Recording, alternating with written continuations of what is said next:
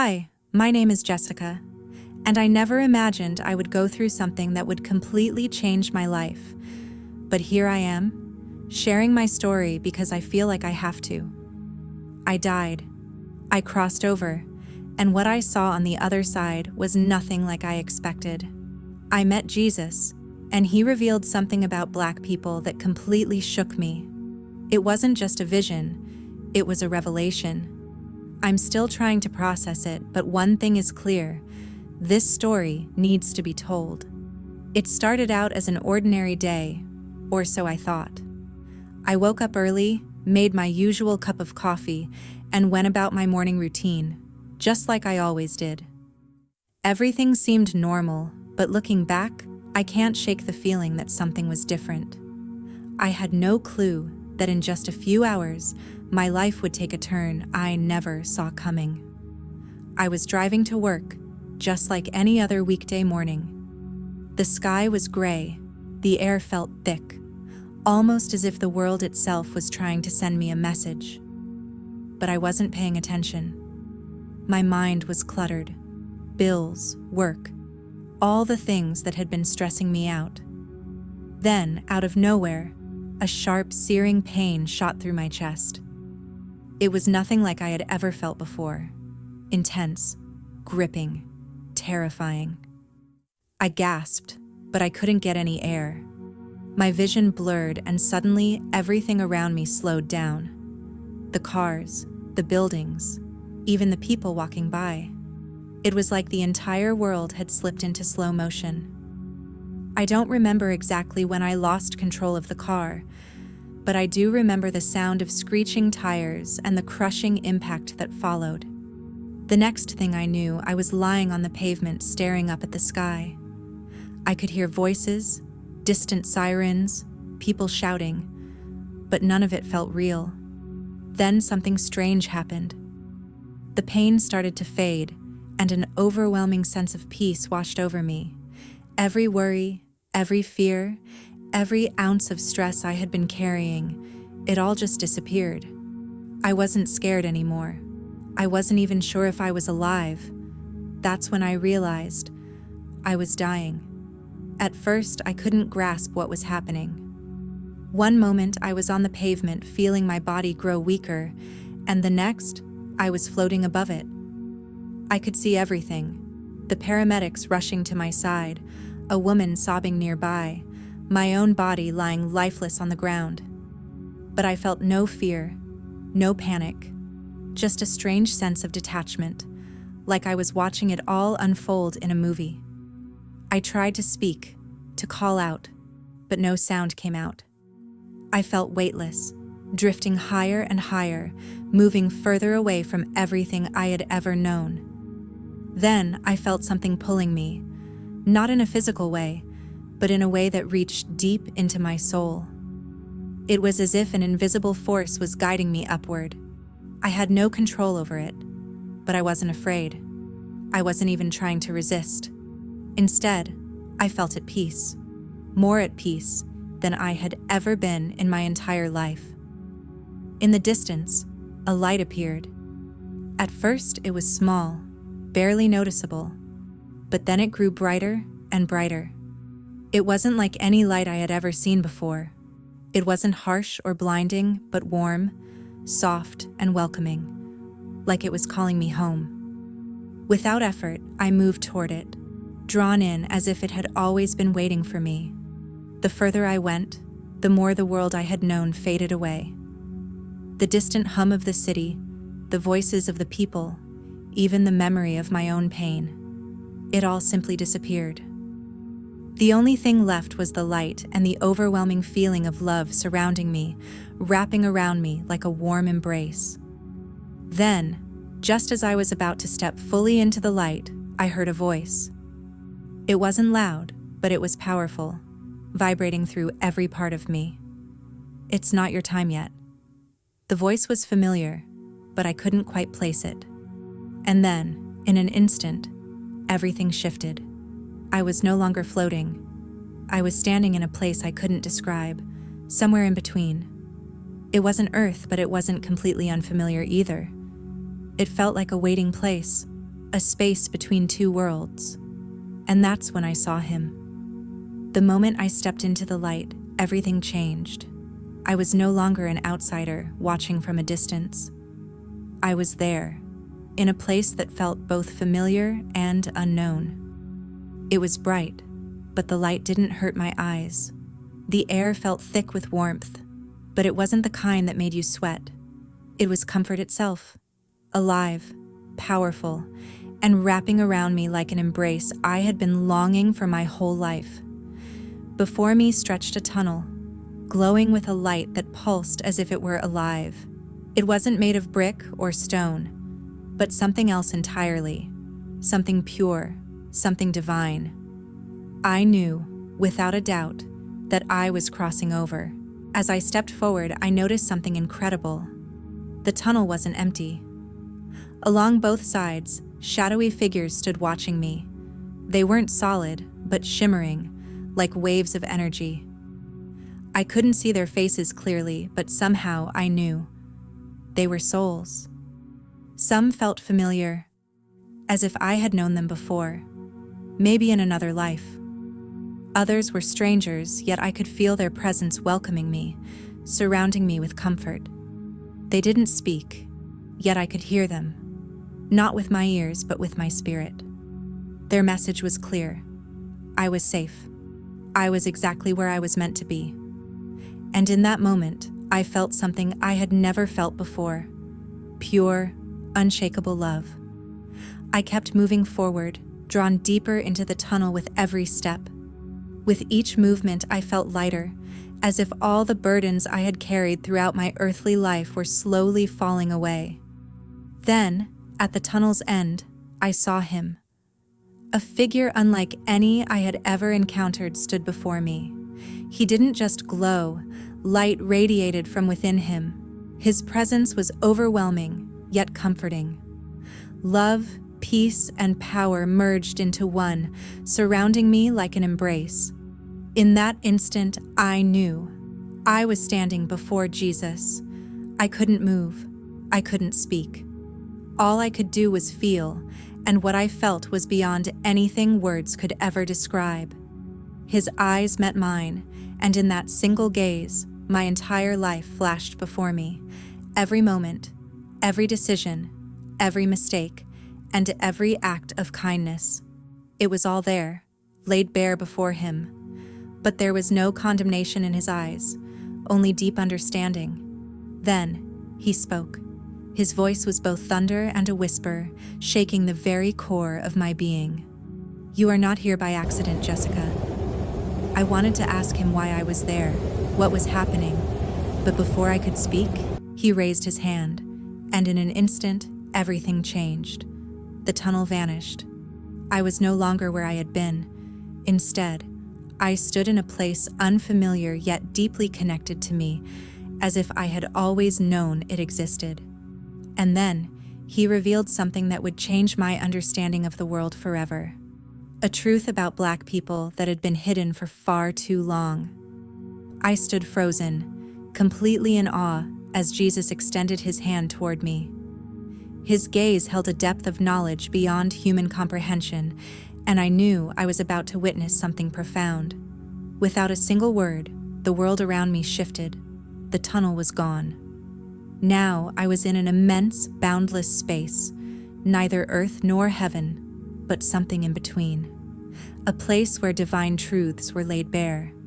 Suddenly, images formed before me, like living paintings crafted from pure energy. The first thing I saw was Africa, vast, magnificent, glowing with golden light.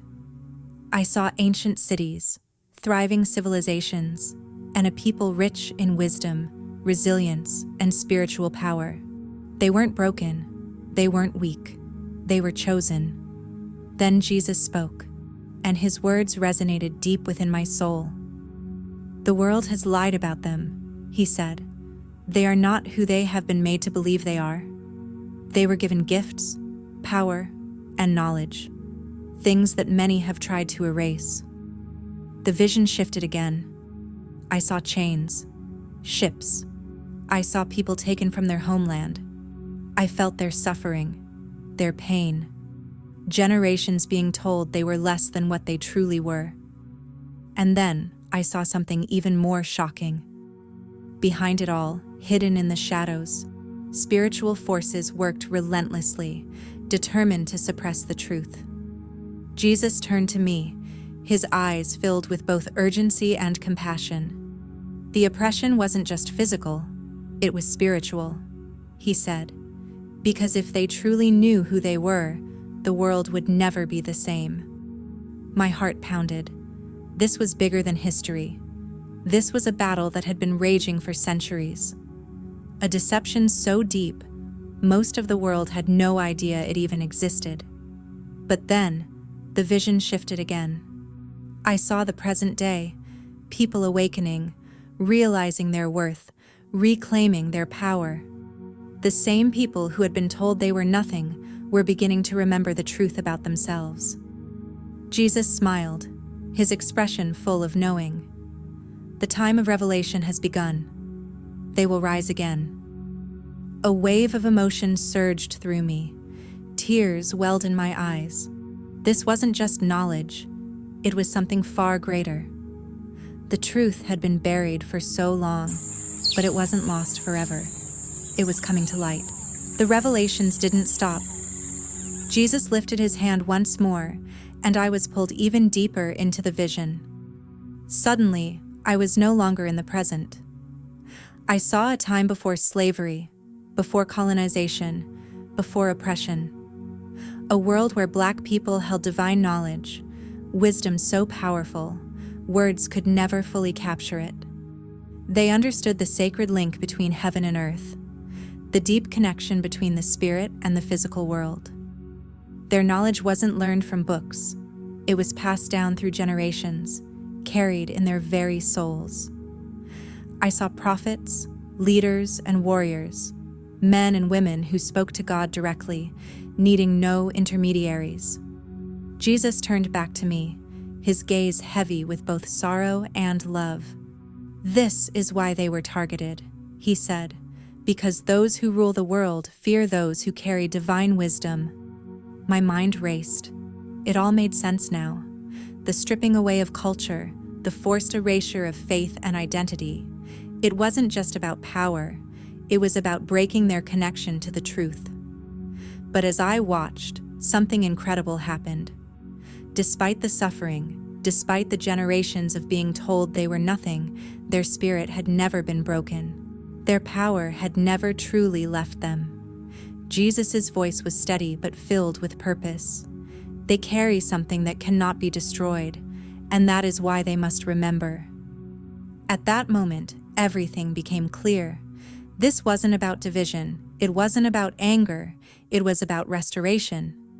The world had been built on carefully crafted lies, but now truth was rising. The vision shifted once more. This time, I saw a great awakening. People of all nations, but especially Black people, standing tall, reclaiming what had been stolen. I saw them breaking free from invisible chains, stepping into their true power. It was breathtaking. The world had tried to erase them, but they were walking back into the truth. And as they did, something incredible happened.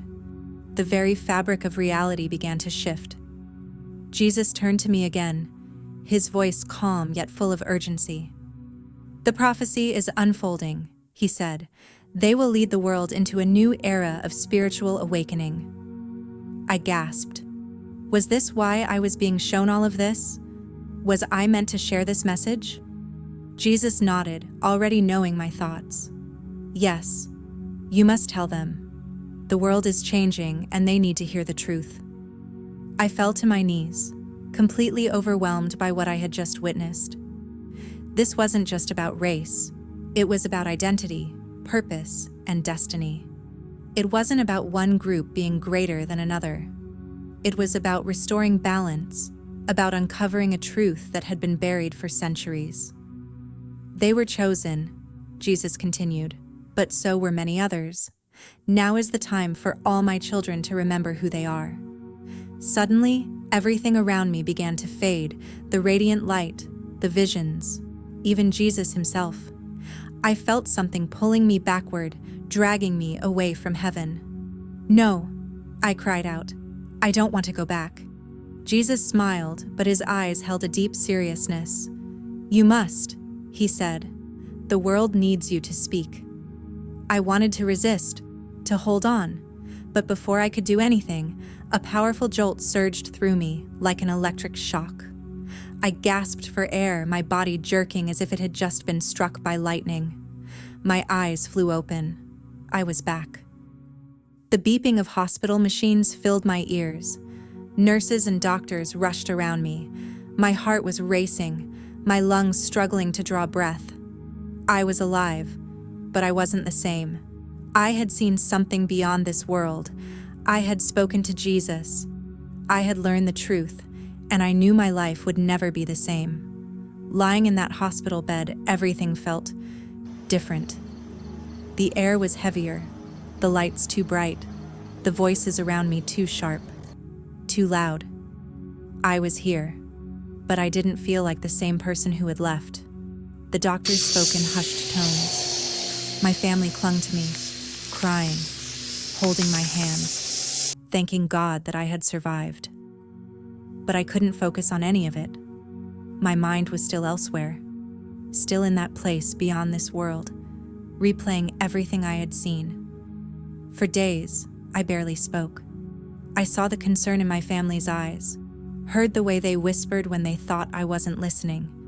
They believed I was in shock, that I was traumatized by the accident. Maybe I was, but not for the reason they assumed. I was struggling with something far greater than myself. How could I explain what I had seen? Who would believe me? I tried to ignore it, to convince myself that it had all been a dream, a hallucination caused by my near-death experience. But deep down, I knew better. It wasn't a dream. It was real. And the longer I stayed silent, the heavier it became. The weight of what I knew, of what I had been shown, pressed on me like an invisible force, one I could no longer escape.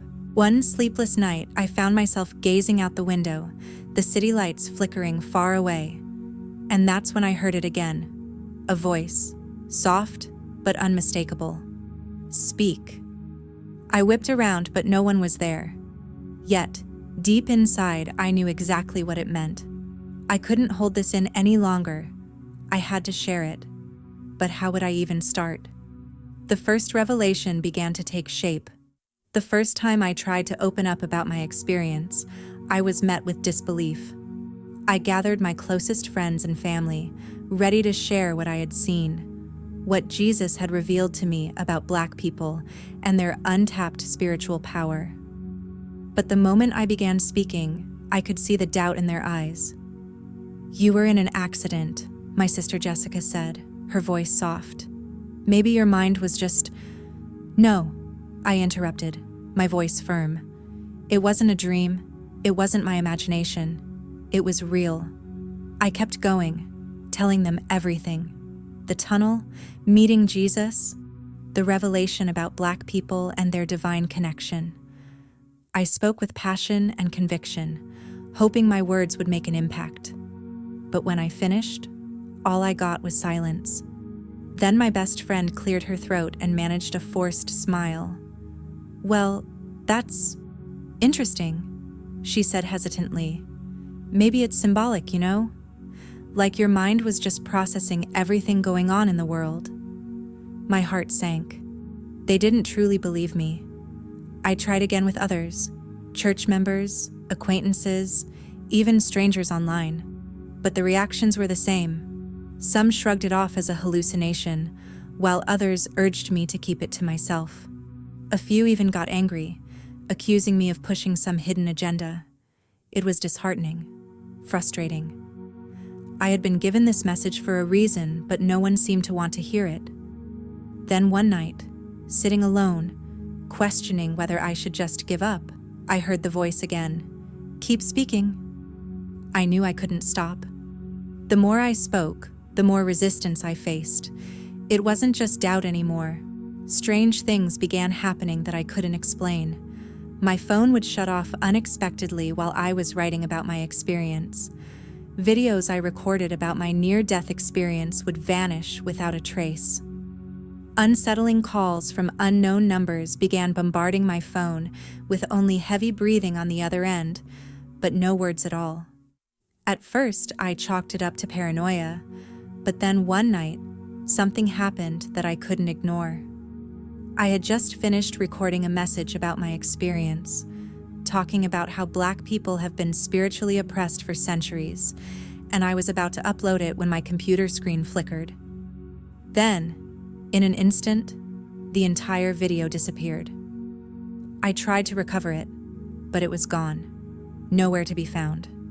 Not in the recycle bin, not saved anywhere, just completely wiped out. A cold shiver ran down my spine. I scanned the room, suddenly feeling a presence, as though I wasn't alone. And then I saw it, a shadow moving across the wall in my living room. I gasped and spun around, but there was no one there. "Keep speaking," the voice whispered again, but this time it was closer, almost desperate. That's when I realized this wasn't just about sharing a story. This was a spiritual battle. There were forces out there trying to keep this truth hidden, and they weren't happy. I was at a crossroads. I could stop. I could let the doubt, the fear, and the resistance shut me down. I could pretend this never happened, go back to my regular life, and never speak of it again. Or I could keep fighting. I could continue sharing the message, no matter how much opposition I faced, no matter how many people doubted me, no matter what tried to stand in my way. I thought back to that moment with Jesus, the way he had looked at me when he revealed the truth about Black people. He had chosen me to see this for a reason, and if I turned away now, I would be turning away from him. So I made my choice. I started writing, speaking, and sharing my experience with anyone who would listen. I didn't care if people laughed or dismissed me. I didn't care if strange things kept happening around me. I knew the truth, and the truth had to be heard. So if you're reading this right now, it means I've kept going despite everything, and I need you to do something for me. Share this message. Because this isn't just about me, it's about all of us. The world is waking up, the truth is coming to light, and it's time for everyone, especially Black people, to remember who they truly are. This is only the beginning. At first, it felt like I was shouting into an empty abyss. No matter how passionately I spoke, no matter how deeply I believed in the message Jesus had shown me, people still refused to listen. But then, something shifted. One day, I shared my testimony online, just as I had done so many times before. But this time, it went viral.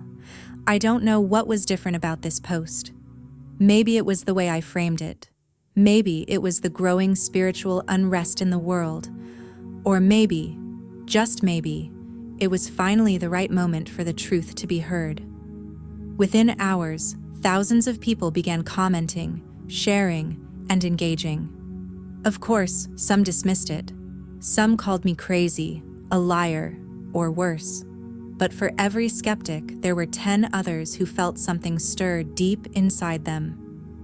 I don't know why, but your words resonate with me. I've always felt something was missing in what we were taught. Tell me more. These were the messages I started getting. Messages from people who were beginning to wake up. That's when I understood. It wasn't about convincing the whole world in one go. It was about planting seeds. Not everyone would believe immediately, and some might never believe at all. But for those who were ready, they were listening. The revelation Jesus had shown me was no longer just my burden to bear. Others were feeling it, seeing it, recognizing the truth. As more people began speaking out, something incredible happened. Connections started to form. Scholars, historians, spiritual leaders, even those who had never believed in God before, began coming together. The things I had seen in my vision, others had glimpsed pieces of too. We had all been given fragments of the truth, and now we were piecing them together. But as the message spread, the pushback became stronger. It wasn't just disbelief anymore. Something darker was rising against me, against all of us. I started receiving threats, not just from random trolls, but from people who seemed to know intimate details about me, things they shouldn't have known. My emails were hacked, my videos were deleted, and my posts vanished without a trace.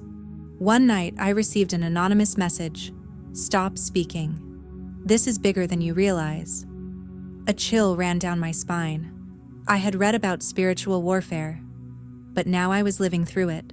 The same forces that had spiritually oppressed Black people for centuries were now working tirelessly to silence the truth. This wasn't just about history. It wasn't just about injustice. This was a battle for souls, and it was happening right now. The powers that had enslaved, erased, and manipulated Black people's history weren't human. They were spiritual. And now that the truth was coming to light, they were fighting back harder than ever. One night, I woke up to find my apartment engulfed in the thickest darkness I had ever felt. It wasn't just the absence of light. It was something more, something powerful, a presence that filled the room. Then I saw it, a shadow standing at the foot of my bed. It didn't move, it didn't speak, but I could feel its intentions. It wanted me to stop. I wanted to scream, to run, but I couldn't move. I was frozen, paralyzed with fear. Then, in that moment of terror, I remembered Jesus. I forced my lips to move and whispered the only thing I could. "In the name of Jesus, leave." And just like that, the shadow disappeared. The room lightened, the darkness shattered. That's when it hit me. This wasn't just about spreading a message. This was about fighting for the souls of millions. After everything I had gone through, meeting Jesus, uncovering the truth about Black people, and facing spiritual attacks, I thought I had seen it all. But I was wrong. One night, as I was deep in prayer, seeking guidance, something unimaginable happened. I wasn't asleep, but I wasn't fully awake either. It was as though my spirit had been pulled into another realm, a place where time no longer existed. In this realm, I was shown the future. I saw a great awakening, but I also saw a great war. Not a war between nations, but a spiritual war. The forces that had enslaved minds and souls for centuries weren't going to let go easily. They were preparing to fight, and their weapons weren't bombs or bullets. They were lies, deception, and control. I saw people waking up to their true power, stepping into their divine identity, and breaking free from generations of manipulation. I saw Black people, once broken and silenced, rising with an authority that shook the very earth. They were reclaiming their knowledge, their spiritual gifts, and their connection to God. But I also saw the enemy striking back. Media, governments, even some religious leaders would stop at nothing to suppress the truth. They would create distractions, stir up division, and use fear to keep people in spiritual chains. Then, something happened that made my heart stop. A wave of destruction unlike anything the world had ever witnessed. Floods, fires, earthquakes in places that had never seen such devastation before. I saw cities crumble, people fleeing, the world crying out for help. I turned to Jesus, who was standing beside me, and asked, "Why is this happening?" He looked at me with a mixture of sorrow and strength in his eyes. "The world must be shaken before it can be restored," he said. He then revealed something else to me. After the chaos, the pain, and the destruction, a new world began to take shape. A world where people would no longer be trapped by lies. A world where the truth of who they truly are could no longer be concealed. "The final battle has begun," Jesus said, "but victory belongs to those who walk in truth."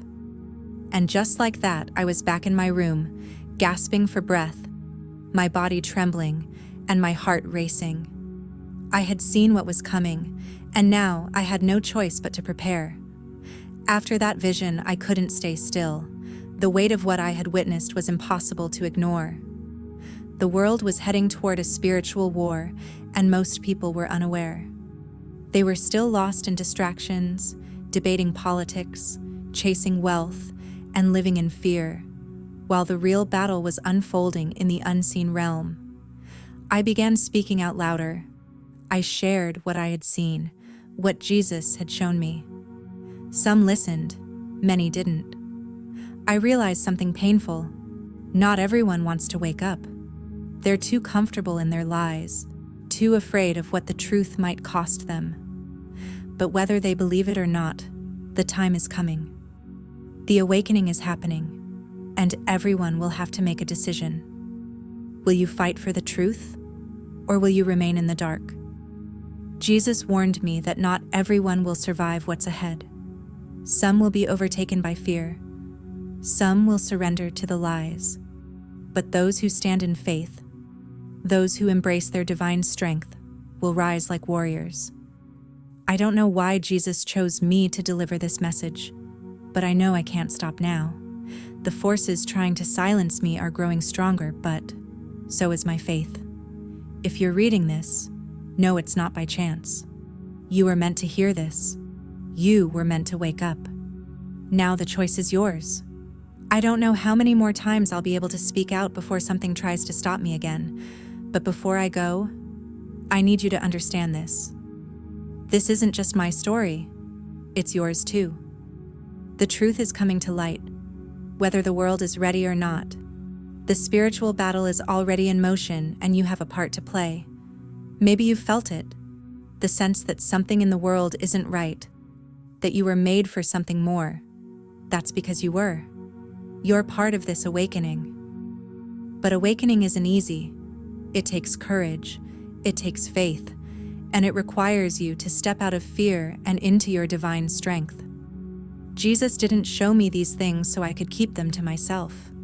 He showed me so I could share them with you. And now I'm asking you, will you accept the truth? Or will you turn away and pretend you never saw this? The world will try to distract you. The enemy will try to make you doubt. But deep down, your soul already knows the truth. This is your moment. Step into your power. Wake up. And when you do, help others wake up too. Because once the veil is lifted, there's no going back. The time is now. Choose wisely.